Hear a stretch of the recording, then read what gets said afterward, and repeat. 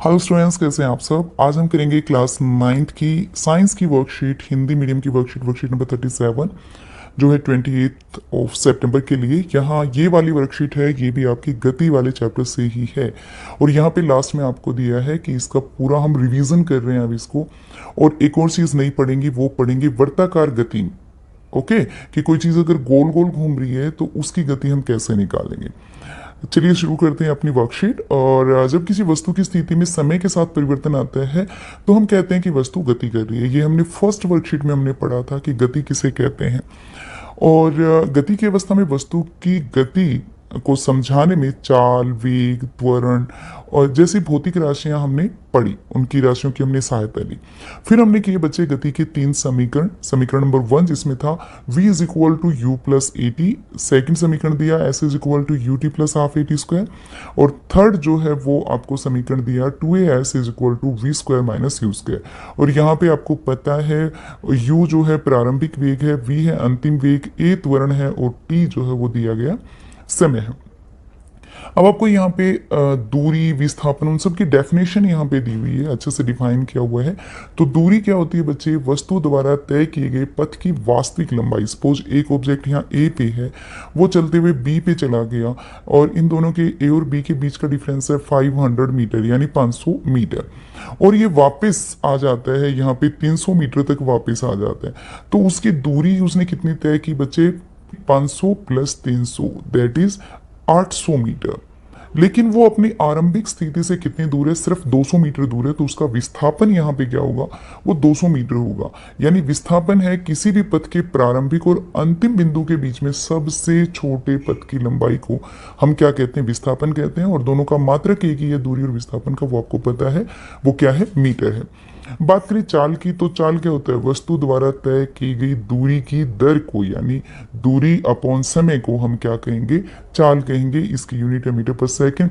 वेग यहाँ पे आपने नया सीखा 9th क्लास में, एक निश्चित दिशा में वस्तु की चाल है तो उसको हम क्या कहते हैं? वेग कहते हैं। और इसकी भी यूनिट जो है, इसका मात्रक जो है मीटर पर सेकंड, वो चाल के ही बराबर है। नेक्स्ट हम देखें तो बच्चे यहाँ पे आप देखोगे, ये आपको दिखाया था एक समान गति के लिए, ये पहले हम पढ़ चुके हैं सारा।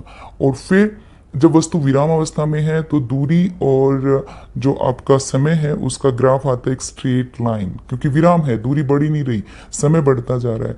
और ये एक समान गति है, दूरी इंक्रीज हो रही है और समान प्रोपोर्शन में समय इंक्रीज हो रहा है। तो हम क्या बोलेंगे?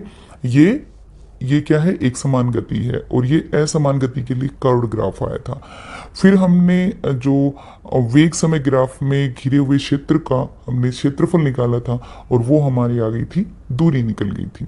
फिर हमने लास्ट में अब जो आपकी वर्कशीट थी उसमें हमने पढ़ा था, ये एक समान चाल को पढ़ा था जिसमें जो दूरी, जो वेग है वो बढ़ नहीं रहा है, वेग एक समान है। ओके, और जो समय है वो इंक्रीज होता जा रहा है, यानी वेग बदल नहीं रहा है। तो वेग नहीं बदलेगा तो त्वरण क्या हो जाएगा बच्चे? शून्य हो जाएगा। ये हमने पढ़ा था पूरा। फिर एक समान त्वरण हमने पढ़ा था त्वरित गति के लिए। त्वरित गति यानी गति जो है वो बढ़ती हुई जा रही थी उसी प्रोपोर्शन में जिस प्रोपोर्शन में समय इंक्रीज हो रहा था। तो गति बढ़ रही थी यानी एक्सेलरेट हो रहा था, यानी त्वरण जो है वो हो रहा था वहां पे, त्वरण चल रहा था वहां पे, कि rate of change of velocity होता है त्वरण की दूरी के बदलने की दर को, सॉरी वेग के बदलने की दर को हम क्या कहते हैं? त्वरण कहते हैं। तो वेग बदल रहा था, इंक्रीज होता जा रहा था, यहाँ पे त्वरित हो रहा था और यहाँ पे क्या हो रहा था? वेग कम हो रहा था। तो ये त्वरण था, असमान त्वरण था। और मंदन गति थी, ये क्या थी? त्वरित, मतलब बढ़ता जा रहा था वेग, यहाँ पे वेग कम होता जा रहा था। और ये क्या था? असमान त्वरण था, कि ये जिगजैग आपका ग्राफ आया था। अब एक क्वेश्चन यहाँ पे बहुत इंपॉर्टेंट क्वेश्चन आता है बच्चे, वो ये होता है कि क्या ऐसी कोई सिचुएशन होती है जहां वस्तु की चाल तो समान हो, चाल नहीं बदले, परंतु फिर भी त्वरण होता रहे? हाँ, ये होता है जब कोई वस्तु जो है वृत्तीय गति करती है, यानी वृत्त में गति करती है, चलती, क्योंकि डायरेक्शन अपनी बदलती जा रही है। यहाँ पे इसने एग्जाम्पल दिया है कि एक पत्थर को धागे से आप बांधो, एक ही स्थान पर खड़े रह के एक व्यक्ति उसको समान गति से लगातार घुमाए तो उसकी दिशा जो है वो लगातार परिवर्तन होता रहेगा। उसकी वजह से उसकी चाल तो समान रहेगी, लेकिन क्योंकि उसकी दिशा बदलती जा रही है इसलिए उसका त्वरण जो है वो बदल रहा है। ओके, ये बात आपको, ये बहुत इंपॉर्टेंट है और ये बात आपको याद रखनी है। अब एक समान वृत्तीय गति की यहाँ पे बात हो रही है। ये देखिए आप, जब एक वस्तु वृत्तीय पथ पर एक समान गति से चलती है, उसकी गति को एक समान वृत्तीय गति कहते हैं। मतलब एक वृत्त में चलती रहती है एक समान गति से, तो उसको वृत्तीय, एक समान वृत्तीय गति कहेंगे। जैसे कोई भी ट्रैक पे कोई जो एथलीट है वो राउंड ट्रैक पे कोई चक्कर काट रहा है, तो वो क्या होगी, उसकी वृत्तीय गति। और पृथ्वी जो सन के चारों तरफ चक्कर काटती है बच्चे, या फिर कोई सैटेलाइट है या मून है, that is natural satellite of the earth, तो वो भी क्या कर रहा है, उसकी वृत्तीय गति है। तो गोल गोल घूमना, उसको हम क्या कहेंगे, वृत्तीय गति। और वृत्तीय गति में ये आ गया वृत्त, वृत्त की होगी त्रिज्या, क्योंकि हमें इसका क्या निकालना है, परिमाप निकालना है। जो दूरी तय करी वो क्या हो जाएगा, इसका परिमाप हो जाएगा। तो परिमाप निकालने का फॉर्मूला आपको पता है बच्चे, that is equal to 2πr।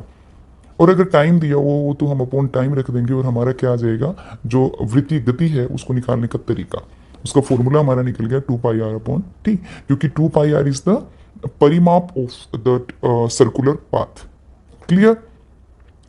अब कर लेते हैं हम इसके क्वेश्चन आंसर। सबसे पहला क्वेश्चन आपकी दूरी और विस्थापन में एक अंतर बताइए। तो दूरी और विस्थापन में अंतर यही है, दूरी वस्तु द्वारा तय किए गए पथ की लंबाई को हम दूरी कहते हैं, और किसी पथ के प्रारंभिक और अंतिम बिंदु के बीच के सबसे छोटे पथ की लंबाई को हम क्या कहते हैं बच्चे, विस्थापन कहते हैं ये। और इसके लिए मैंने आपके पास क्वेश्चन नंबर 1 का आंसर है, और इसके लिए मैंने आपके लिए एक और भी बड़ा आंसर भी लिख दिया है। अगर ये 1 नंबर में ना आके 3 नंबर में आता है तो आप कैसे लिखोगे इसको। अगर 1 मार्क में है, यहां पे जो पूछा उसका आंसर ये सफिश है, बट अगर ये 2 मार्क्स में या 3 मार्क्स में आता है तो कैसे लिखना है। तो ये आंसर है बच्चे। अगर आप ज्यादा नंबर में आपके आता है, 3 नंबर में आता है, 2 नंबर में आता है, तो आप आंसर को ऐसे लिखोगे।